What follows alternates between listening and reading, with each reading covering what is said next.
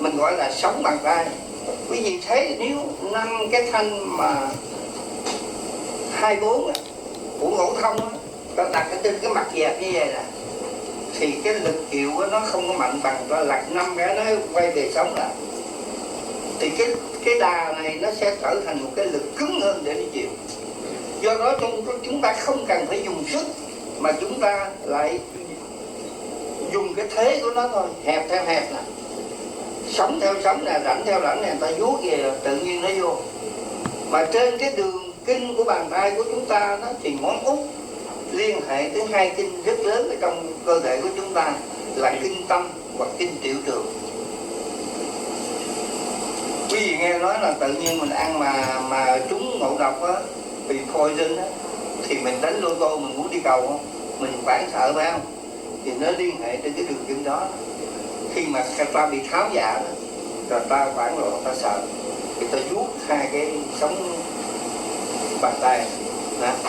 Ai mà bị tim á, quý vị cây cái kẻ tay giữa ngón thứ 4 và thứ 5, quý vị vuốt từ trong ra ngoài, quý vị sẽ thấy nó rất là đau. Ai bị có triệu chứng về tim mạch.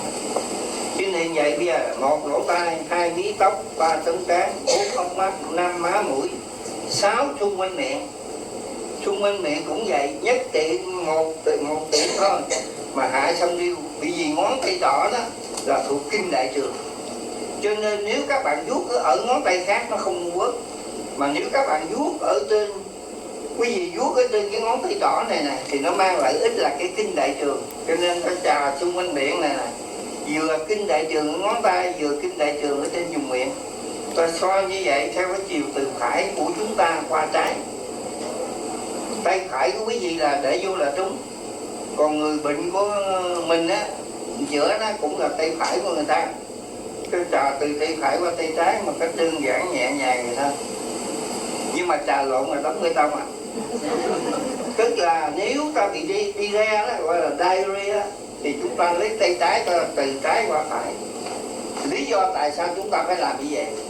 Thì theo cái trục về dương và âm á, ở trong toán học nó phân định rất rõ. Chiều dương là chiều từ dưới lên trên, chiều dương là chiều từ trái qua phải. Do vậy cho nên cầm tiểu chải đó thì phải lấy tay trái qua phải là chiều dương. Mà để chống táo bón cho đừng có đóng bê tông á, phải dùng tay mặt, từ tay mặt qua trái, tức là làm cho nó âm và nó mềm lại. Hiểu không? Nói vậy chứ đừng có sợ quá, trà lộn không biết nó nói làm sao không.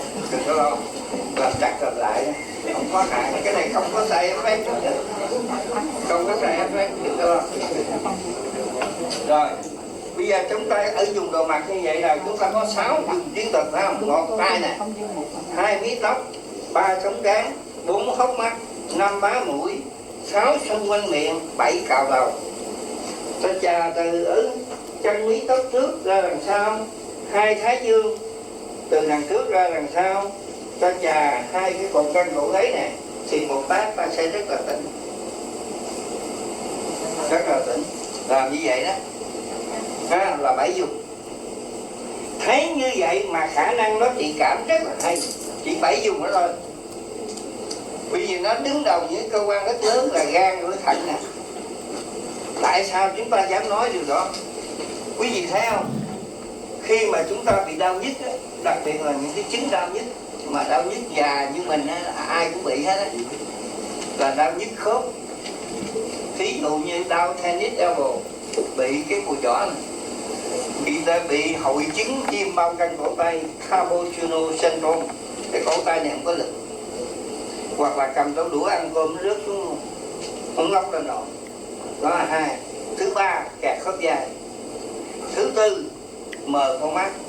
Thứ 5, bắt đầu gũi rã rượu. Thứ 6, cái lưng cứ còng mà không đứng lên nổi. Cho nên bà nào, ông nào mà vô chùa mà thấy là mình ngó người ta là mình ngó lại mình rác y chang vậy thôi à. Ngồi xuống đứng lên là thấy bắt đầu đổi tướng à. Thì những cái bài học đau nhức đó đó, Tây y làm giàu bằng cái chất gì? Và trị cho chúng ta kết quả lớn là nhờ cái gì? Corticoid không? Cho nên quý vị đánh nóng cái lỗ tai có nghĩa là quý vị đã dưỡng lại một kho tài trời cho mà quý vị không biết. Có ai ai mà lỗ tai điếc đem thay lỗ tai mới không? Không có. Không thể nào làm được. No way. Do vậy cho nên ngay nó ring ring, nó có tiếng nói trong lỗ tai đó là cũng đã muốn điên cái đầu rồi. Rất dễ bị hội chứng của tâm thần. Thấy như vậy đó mà có nhiều người chết sống chết dở với nó. Ở trong lỗ tai của chúng ta lại có một cái thần kinh rất tế nhị, gọi là cái thần kinh tai trong. Nhờ nó mà nó giữ cái thăng bằng cái bước đi của chúng ta, chứ không phải chỉ con mắt không. Nếu cái thần kinh đó mà nó bất bình thường, chúng ta đi rất dễ bị té. Cho nên trong thiền học của đạo Phật dạy chúng ta đi từng bước đi, gọi là những bước đi phải biết cảm nhận. Đi như vậy mà nó chạm cái gì trên này phải biết. Thì cái đó, cái thần kinh đó nó mới là còn tốt. Nhưng mà ở đâu đó mình không có để ý cái đó. Cái thứ hai nữa đó, cái gì lớn hơn nữa trong cái bộ tiêu hóa là lá gan. Cho nên nó trà xung quanh hốc mắt là chúng ta dưỡng cái lợi ích cho lá gan được tư nhuận. Và nói cho cùng ra đó, tất cả những cái gì từ Phổ Chí Kim cho tới nay không ngoài hai chữ thì mình là cái gì? Để cuối cùng tôi thấy cái kết quả gần nhất là cái gì? Ăn ngon và ngủ được. Có hai điều kiện âm dương đó thôi mà suốt đời chúng ta có thể nói là chúng ta buôn ba khắp chốn, tìm tiền của cho thật nhiều, cuối cùng chỉ tìm có hai chữ ăn ngon và ngủ được thôi. Không biết tôi nói vậy cái gì thấy có đúng không? Đúng. Cho nên khi cái sửa được điểm tiến cao nhất á, thì cái tự nhiên nó đến, đó là giấc ngủ đến rất nhanh mà không cần uống thuốc ngủ. Trong khi thuốc tây á cho quý vị uống giảm đau nhất rồi phải không? Còn phải cho thêm một viên an thần. Còn cái này quý vị chữa mà đúng á, là an thần với trấn thống nó đi liền với nhau. Trấn thống là giảm đau và an thần đi kèm với nhau là giấc ngủ đến rất là tuyệt vời mà không phải tốn viên thuốc nào hết. Như vậy chúng ta đòi hỏi gì nữa? Trời cho chúng ta quá nhiều của vô giá nhưng mà chúng ta không biết. Cho nên đôi khi chúng ta hơi lạm dụng nó để chúng ta có những cái điều trị sai lầm. Đó. Bây giờ mình qua phần đầu cổ rồi phải không? Bây giờ tới thứ hai á, tới cổ và vai. Bây giờ cổ vai nè, ví dụ mình muốn bóp bên đây á, phải nó có cái diện tích nó rộng ra, để về nó hẹp nó bóp được.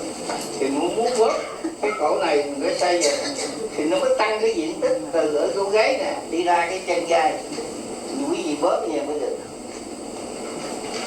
Thử ra, thử được không? Đó. Chúng ta bóp đều đều từ trên xuống dưới nè, thì chỗ nào nó đau á là chúng ta bóp cho đó. Cái lợi ích thứ nhất khi ta bóp cái vai đó, ở giữa cái vai của chúng ta nè, ở chỗ này nó có tên là xương đòn gánh. Xương đòn gánh thì giữa xương đòn này lên tới đỉnh, giữa trung tâm đỉnh vai đó, nó có một cái tên huyệt gọi là huyệt Kiên Thịnh. Cái chỗ vai này mà cứng á, nó báo hiệu chúng ta dễ bị cảm hoặc chúng ta bị nghẹt mũi mà chúng ta không biết. Cái vai này cứng nè, mà khi cái vai này ta giải quyết nó thông rồi đó là cái mũi nó thông theo. Đó. Ta đi tiếp ra cánh tay nè ha, cánh tay nè, ta đi từ ngoài vô trong, bởi vì ta phải cần cái sự tự nhiên, cái thiên nhiên bên ngoài, đó là hít thở. Nếu không hít thở được đó là ta chết liền. Cho nên bác sĩ sản phụ khoa đỡ chúng ta ra đó mà chúng ta không khóc đó, là chúng ta không thở được. Cho nên là phải nắm chân chổng đầu xuống bẹt rồi đít cho khóc. Thì chúng ta la lên thì tai mũi họng nó liên hệ với nhau, lúc bây giờ ta mới thở được. Cho nên cuối cùng chỉ về ăn với ngủ. Và cuối cùng cái điểm thứ ba là gì? Hơi thở cuối cùng. Chỉ có ba anh đó thôi mà chúng ta lận đận lao lao suốt cuộc đời này không biết bao nhiêu cho hết. Rồi ngày đi tới than thân trách phận buồn, ngày tối chuyện ở ngoài đường đi lo mà chuyện trong nhà thì tối. Chuyện của người ta thì giận, chuyện của mình thì không chịu lo. Biểu thương thân mình đi nữa không, tôi thương không nổi. Thì nó cứ nghĩ tới cái chuyện đó của ai. cái lẳng quẩn trong đầu để mình khổ. Bây giờ khi mình thoa ra tay á, mình bắt đầu mình lấy cái khí tự nhiên để đi vô. Chúng ta vuốt vô, ta vuốt từ ngoài vô, ta vuốt vừa hít vào một cách tự nhiên ha, vuốt kính tay vậy. Như vậy ta hít được tới đâu quý vị? Ta đầy đó xong ta vuốt ngược lại từ trong đi ra ngoài. Tức là hít vào, thở ra, hít vào, thở ra, hít vào, thở ra. Tức là tay sắp nha, là dương, là đưa cái không, cái sinh khí ở bên ngoài của vũ trụ vào trong cơ thể ta. Ta hít vào, ta thổi ra, hít vào, thổi ra. Và bây giờ nếu mình muốn cho chắc ăn nữa nè, quý vị mới thấy rằng ta nói là không phải một lát quý vị sẽ thấy cơ thể chúng ta vuốt rất là nhiều. Nếu ta vuốt từ giữa ở chỗ cườm tay đó, mình gọi đây là cổ tay hay là cườm tay, tùy theo địa phương. Tức là cái điểm giao giữa bàn tay và cẳng tay. Cái này là cẳng tay ngoài ha, cái này là cánh tay trong. Thì ở đây nó có hai cái xương, vùng này nó có hai cái xương. Một cái tên là xương trụ, một cái tay là xương quay, để nó giúp cho cái cánh tay của chúng ta hoạt động xoay đỡ nó dễ. Tôi vuốt giữa hai cái xương này từ ngoài đi vô trong nè, mà nó đau á, có nghĩa là cái gáy ta đang cứng. Nó có một cái điểm đau á, là gáy đang cứng. Nếu ta tiếp tục ta vuốt như vậy, cái điểm đau này nó đau quá, ta muốn chảy nước mắt đó, thì cái cổ nó sẽ lạnh. Và cái ở vùng giữa chỗ này nè, người xưa đó nói rằng á, chúng ta có thể trị được bị cảm cúm. Ta trà đây nè, ta trị được cảm cúm. Ta vuốt nữa lên gần chỗ cánh tay, gần cái cùi chỏ nè, cho phụ nữ đó bị sưng tuyến vú ở chỗ này nè. Ta chà vô tới gần cái cùi chỏ nè, gần cái tuyến ngang trong cùi chỏ đó, mà bị đau đó, có nghĩa là ta đau cái tennis elbow, hoặc ta bị ngón tay bự củi, tức là ngón tay đưa vô giày, rồi nằm im nó chơi không chịu ra, năn nỉ máy cũng không ra, phải kéo như vậy thì la trời gỡ đất, kéo bắt một cái giống như một bự củi. Hoặc là nó đau ở ngón tay trỏ, gọi là ngón tay cò súng, là bớt cò bằng ngón trỏ mà, thành thử ngón tay cũng vậy, vô dính không chịu ra. Do nó cho nên ta xoa trên cánh tay đó. Nãy giờ quý vị thấy được mấy bệnh à? Quá không nhớ nổi phải không? Bởi vì nên mới chịu xoa, mới chỉ cho xoa. Chứ nhớ nổi ai bỏ công lăn lội đi tới đây để nói chuyện bao lòng. Cảm ơn. Lần nào có vậy hãy tôi đi giảng cái bài chỉ còn 15 phút nữa tranh thủ cho nó xong ha. Tại vì mình mất cái ý này đó, một lát mình quên, mình không qua cái ý thứ hai được. Như vậy ở ngoài trí mình nói mình vuốt vô là hít vào, nhưng vuốt vậy là mình thở ra. Quý vị để ý những người bị cao huyết áp, khi quý vị vuốt ra ngay trong cùi chỏ này nè, nó có một cục bị tim mạch á, quý vị đặt cái máy đo huyết áp á, cái sợi dây mà để đo cắm vô đồng hồ á, quý vị đụng đây mà có cái hột nhỏ nhỏ như hột mít á, đó là vấn đề tim đập không bình thường. Chỗ này nè, đó. Thành thử chứ nên mình vuốt ra vậy phải không? Mình làm tiếp nè, vào ra. Bây giờ nè, chỗ này nè, quý nhìn nha, nếu chúng ta chà vào đây, từ trong này đi ra ngoài mà đau, từ trong này mà đau, nhất là cái tuyến ngón cái mà chỗ cái cạnh này bị đau á, có nghĩa là cái đỉnh vai của chúng ta cứng, đồng thời cái càm của chúng ta hạ khó. Bây giờ hỏi tại sao nó giống như vậy phải không? Giờ nói lướt qua thôi chứ chúng ta không có thời giờ. Nếu ta nhìn cái cơ thể của chúng ta thì cái này nó giống cái miệng, giống không?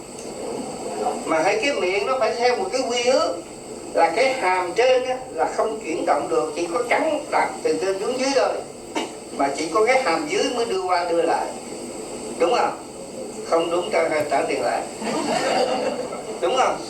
Do vậy cho nên khi đây là cái hàm thì cái răng nằm ở đâu? Cái răng phải nằm ở trong này, cho nên đau răng người ta chữa huyệt hợp cấp là lý do đó, mà mình không hiểu tại sao.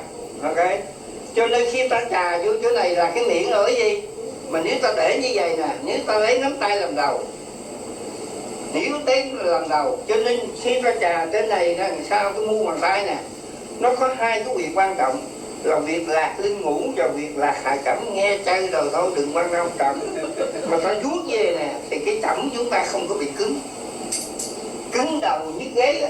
Đó cho nên ta gọi là chậm. Mà ở đây nếu đã là chậm phải không thì theo luật đối đãi, tại cái này có mà cái kia có. Tại quý vị thích học tôi mới tới đây, tại tôi thích dạy cho nên tôi mới gặp quý vị ở đây. Tại cái này có nó là cái gì có, chứ không phải được kế được. Cho nên á, nếu mình nói đây là chậm theo luật đối đãi phải không, thì cái mặt là phần ráng phải không, thì cái này nó sẽ giống cái càm. Tưởng tượng nổi không? Tôi nhìn có vài cặp mắt đâm chiêu. Nếu ta lấy đầu á thì cái này gáy, thì có vị trí có tiếng Việt Nam mới có. Mỹ gọi là bridge, Việt Nam nói không, cái này cổ tay. Cho nên đau cổ gáy chữa cổ tay, không dễ nhớ quá thôi. Dễ không? Mà đau cổ tay mà không chữa được phải không, thì chữa cổ chân cũng là cổ, đúng không?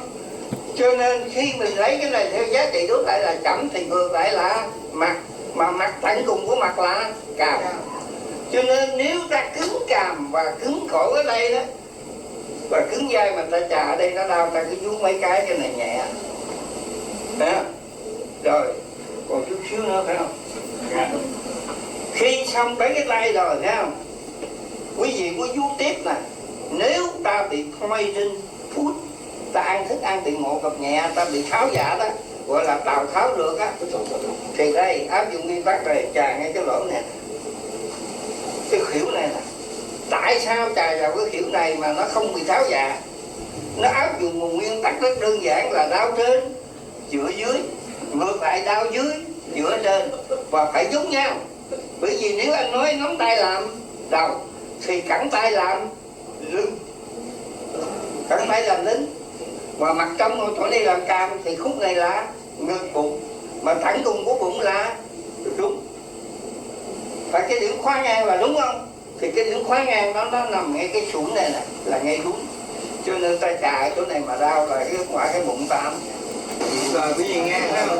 Bụng bây giờ muốn trị táo bón á, chúng ta trị ở cái phần nếu có tưởng tượng cái đầu mũi này, nghe này. Nếu ta tưởng tượng cái đầu mũi của chúng ta đó, chót mũi của chúng ta nó giống như cái phần cuối cùng của cái mông, thì cái phần chót mũi này nó sẽ đi liên hệ tới cái hậu môn của chúng ta. Do vậy cho nên mỗi ngày đó nếu ta áp dụng cái bài vận động dưỡng sinh hồi nãy ta chà từ tay mặt qua tay trái, ta chà cũng 7 lần, ngẫu việc ta chà 7 lần vậy đó. Mà thiếu mà nếu chưa đi theo ý muốn, chúng ta có thể dùng một ngón tay cái để ngay cái chữ đầu, hai ngón tay trỏ và ngón tay giữa ta đi vào cái đầu mũi một cách nhẹ nhàng, giống như ta nhíu nhẹ, ta vuốt ve một con mèo này. Đó, nhẹ rất là nhẹ mà ta vuốt nhẹ là nó trùng bụng là ok. Cũng 7 cái thôi mà có thể tăng thêm tùy theo. Yêu bệnh á, mình vuốt 14 cái. Đó. Cái nào cũng 7 cái là cái giới hạn của nó. Mà hay nó có kết quả rồi thôi, không có thì mình tăng thêm. Tại sao số 7 cái nhiều nó cũng hơi lội gặp. Cái lợi ích sau khi ta xoa cái tay từ trong ra ngoài, từ ngoài vô trong, đặc biệt trong lòng bàn tay của chúng ta phải coi nó là một đại diện theo cái lý của tam tài. Tức là luôn luôn có 3 yếu tố để kết hợp, như nói nãy, quá khứ, hiện tại, vị lai, trên dưới và ở giữa. Thì nếu một cái đơn vị nào của cơ thể của chúng ta đại diện cho thân thể của chúng ta vào một lúc nào đó thì nó cũng đầy đủ những yếu tố giống vậy. Thí dụ tạm thể ta gọi con người đứng dưới vũ trụ thì cũng có trên, dưới và con người là 3. Thì con người thu nhỏ lại đó thì cũng có đầu, mình và tay chân, cũng gọi là 3.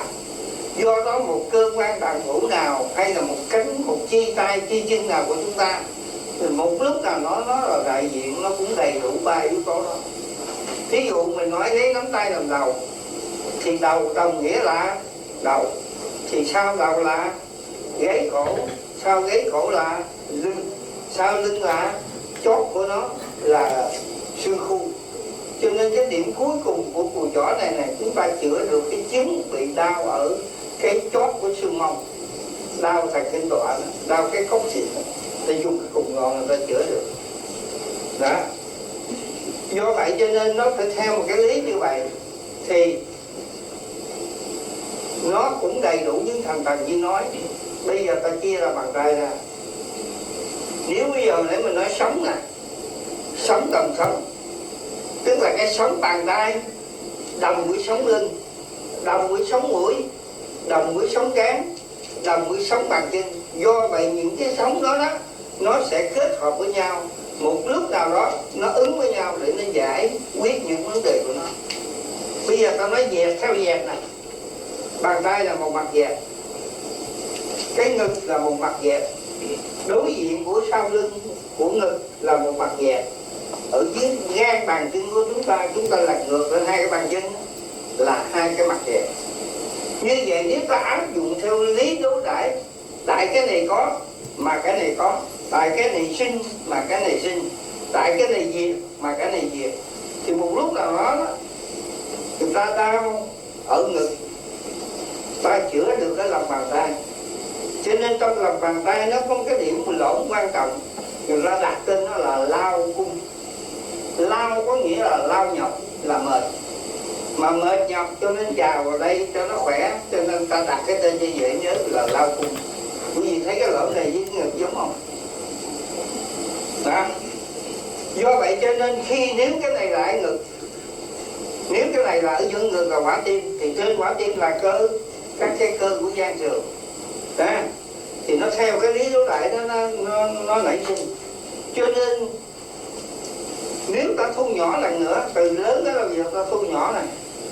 Nếu hồi nãy ta lấy cái hậu khẩu, đồng chữ khẩu là miệng, mà ở trên ngay chỗ khẩu là miệng á, thì bên dưới này là càm. Mà đã là càm rồi thì nó đấu lại bên trên này là dồn họng. Phải chỗ này là cái dồn họng không? Cái vòng hầu á.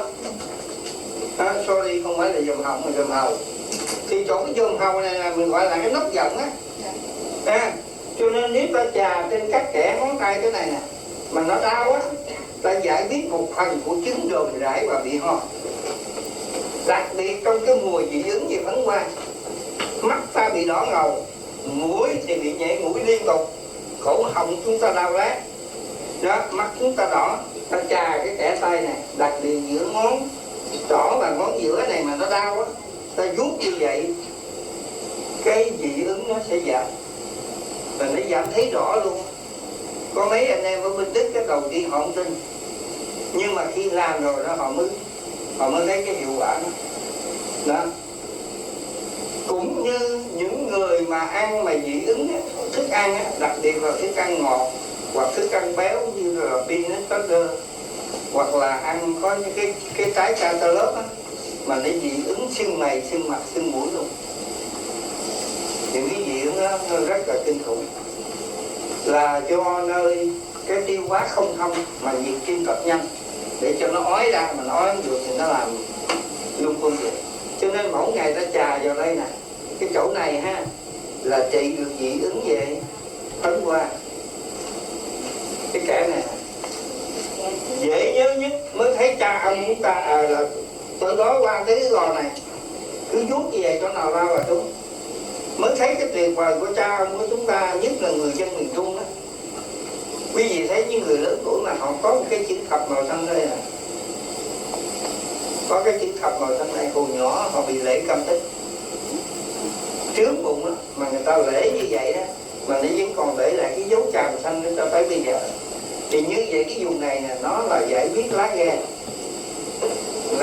cho nên gan á, mà yếu á, rất là dễ bị dị ứng.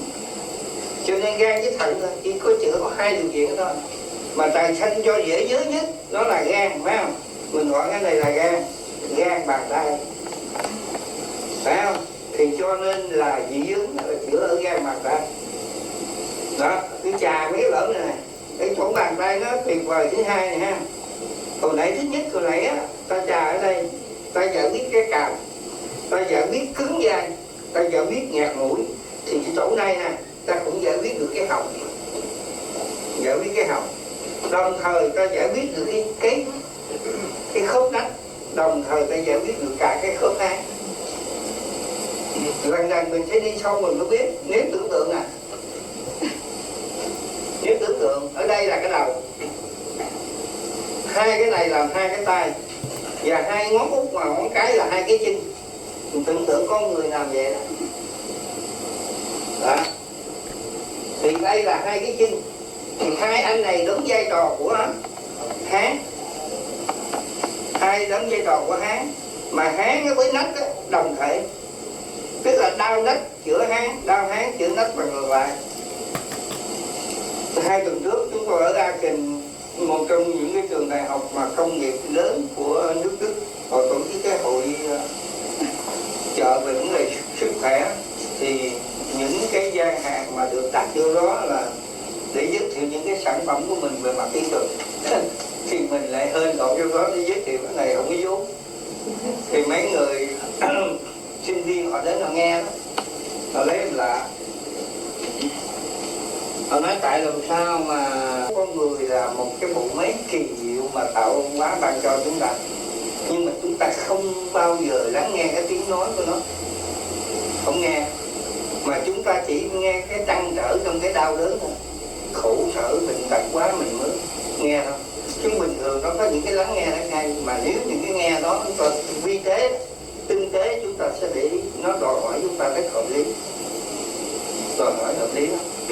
Bây giờ mình trở lại, nếu mình vuốt ở chỗ này mình giải quyết đồm rải, có nghĩa là ta giải quyết được hai cái dị ứng lớn. Một là dị ứng thời tiết, hai là dị ứng bị suyễn. Suyễn cũng là dị ứng thời tiết thôi. Cho nên ở người xưa đó, lễ cái hạch suyễn ở chỗ này nè, cái kẽ tay giữa cái ngón thứ 3 và thứ 2 cái này, họ cũng lễ ra một cái cọng răng màu trắng rất nhỏ, họ lấy ra và nó cắt cơn được 6 năm, gần 6 tháng như vậy một lần lễ. Nhưng mà lao quá, bây giờ mình mình làm này cho nó gọn hơn. Còn cái thẻ của ngón út và áp út là giải quyết vấn đề tim mạch. Như vậy bệnh gì không cần biết, mỗi ngày ta thoa như vậy mà ta thấy nó đau, ta cứ vuốt 7 lần, tại vì nó đang kêu chúng ta, nó báo cho chúng ta biết tôi đã quá tải rồi, tôi chữa tới nhiêu đó thôi mà tôi không chữa nổi, anh làm ơn anh bớt cái vụ khác, anh quay lại anh hét tôi trong này. Đó là tiếng nói của cơ thể, tôi gọi là sinh nguyện mà chúng ta không biết.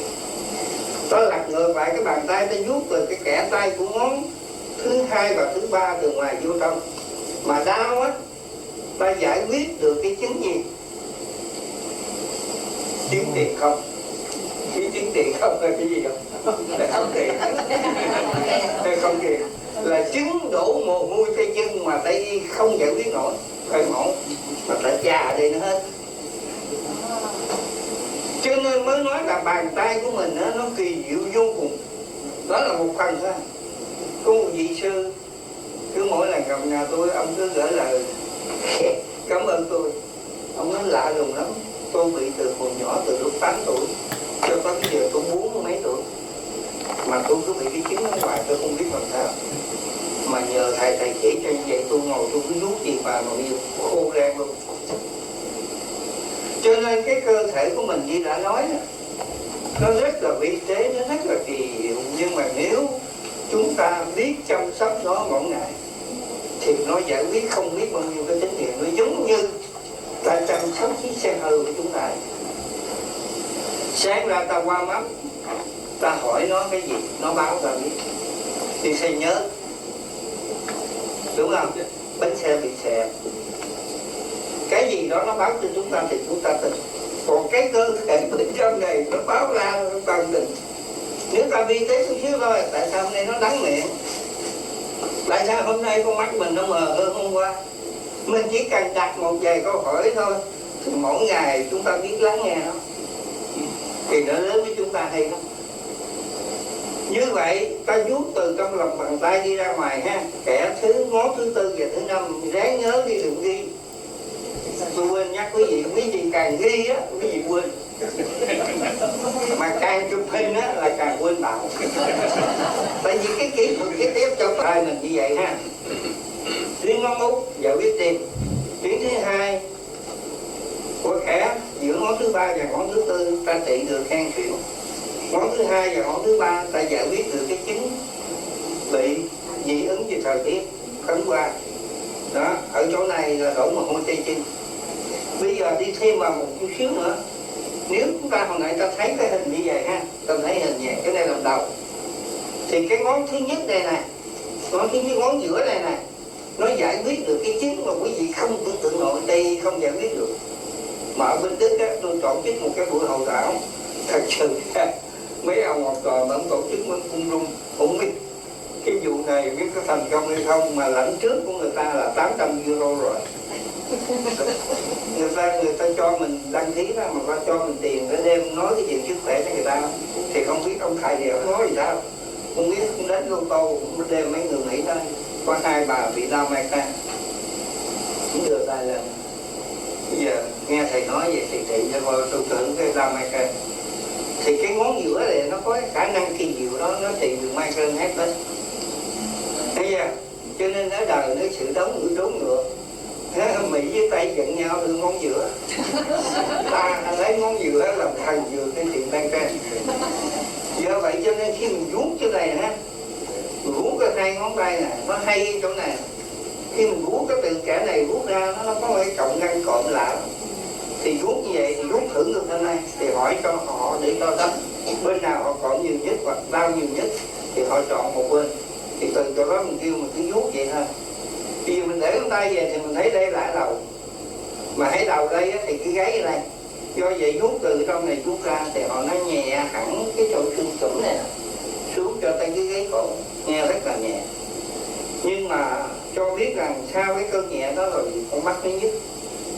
Con mắt nó nóng lên hay gì, nóng lên để nó làm cho quay con mắt mà nó đi không nổi. Còn nó làm cho con mắt nhức, chứ không phải tài vuốt cái này mà mắt nhức. Thì mình theo cái lý đổ đại nó rất rõ ràng. Tại cái này có mà cái kia có, tại cái này sinh mà cái này sinh. Nếu cái này nó đã là khớp vai, cái này nó là cái đầu thì con mắt nằm ở đây. Mắt đầu mắt. Con mắt của mình nếu mình nhắm lại từ chỉ ngang y chang vậy thôi. Thấy không? Tại mình nghĩ có lồng đen gì cho nó mệt. Hoặc là cái này nè, cái nếp nhăn này nó giống con mắt chúng ta lúng ngắm lại. Cho nên đau mắt giữa mắt, giữa mắt tai. Cho nên ngày xưa trong dân gian miền Bắc con mắt bị nhậm mà đỏ đó, rồi nó đeo mấy cái niệm cho em bé ở đây nè. Mà ta không hiểu lý do tại sao. Đó. Cho nên cái này nó đi từ cái tổng hợp văn hóa từ xưa cho tới bây giờ để nó đúc kết thành một hệ thống để chúng ta dễ nhận biết. Chứ tôi không phải là nhà phát minh. Thì khi cái khớp vai đây nhẹ mình vuốt ra cái đây tôi mình chạy mắt á, thì vừa đụng nhẹ thì nó mắt sáng rồi, nhẹ rồi. Mà bây giờ nó nhức cái trán. Thì như vậy cái trán nằm đâu? Cái trán phải nằm trên mắt không? Hồi nãy á, là cái gáy nằm dưới này. Thì tao nửa đầu này nó khó chịu, vuốt từ trong này ra nhẹ, vuốt tiếp tới cái mắt thì nó sáng mắt. Giờ tới bây giờ ta nhức cái trán thì cái trán nó phải nằm trên mắt hết. Thì vuốt như vậy là hết luôn. Thì mấy người đó mới đặt vấn đề là tại sao nó lạ lùng mà nó kỳ diệu vậy. Đó. Thì khi ta hiểu được nó rồi đó thì ta thấy cái điều này nó không có gì lạ. Cho nên cũng cái ngón tay giữa này nếu ta giải quyết được migraine hết phải không? Tức là nửa bên đầu. Thì đồng thời nó cũng giải quyết được một cái chứng rất là, đó là cái chứng huyết khớp. Tức là mình gọi là nấc cục. Quý vị không tưởng tượng nổi nha, nấc cục mà vẫn có người bị chết đó. Nó mệt tới cái lúc chết luôn. Tại vì ăn không được, uống không được, nó vô tới đây nó cứ hực ra hoài. Làm sao nuốt? Vậy mà cái này giải quyết được cái chứng nấc cục. Cái thứ ba cũng cái ngón giữa này, bởi vì nó làm đầu ha, thì nó làm đầu thì nó liên hệ tới mặt và cổ họng, cho nên nó giải quyết được chứng nấc cục. Thì cũng là đầu thì nó giải quyết được cái gì nữa là mũi chảy máu cao ở ngón giữa này. Rồi cũng là đầu thì có răng hàm mặt phải không? Cái răng chúng ta ở đâu? Ở trên bàn tay, giống không? Cái móng này giống cái răng không? Cho nên tại đây người xưa trị được nhức răng. Do vậy cho nên nếu chúng ta không học tới cái lý này á thì không bao giờ người ta nhớ nổi, vì nó gần như là nó loạn chiêu á, nó đầy đủ, nó không giống các phương pháp khác. Các phương pháp khác người ta đưa ra một cái định nguyệt và cái giá trị cố định, rồi các bạn chăm sâu cạn tùy theo cái kim và cái độ cảnh bệnh của các bạn. Mà nếu chăm không đúng, đôi khi các bạn phải stimulate bằng cách kích thích cái kim nhúng lên nhúng đây qua đây lại. Còn cái này nó đơn giản là ngoài da mà nó đã trúng, nó rất là nhạy. Nó nhạy như là hồi xưa bên Việt Nam đó, mà mình ăn sồi sống rồi dưới lại mình cạo đường tráng bỏ với nước mắm, mình thấy người ta cạo vậy là đúng miếng chảy rồi. Hoặc là mình thấy người ta nó nghe cái tiếng xào lạo nó cạo á, gỡn tới ốc rồi. Cái cảm đó nó là cái cảm vậy chứ chỉ có cơ thể tâm hay không, nó lạ lắm. Rồi như vậy bây giờ mình xong cái đề lại ở đầu ha, mình trở xuống một đoạn nữa. Nếu ta lấy quy ước 1, 2, 3 mà nãy tính á, nếu con người thu về cánh tay thì ngón tay là hình ảnh thu nhỏ của cánh tay. Nó cũng giống vậy, nó cũng chia là 1, 2, 3, đúng không? 1, 2, 3, 1, 2, 3.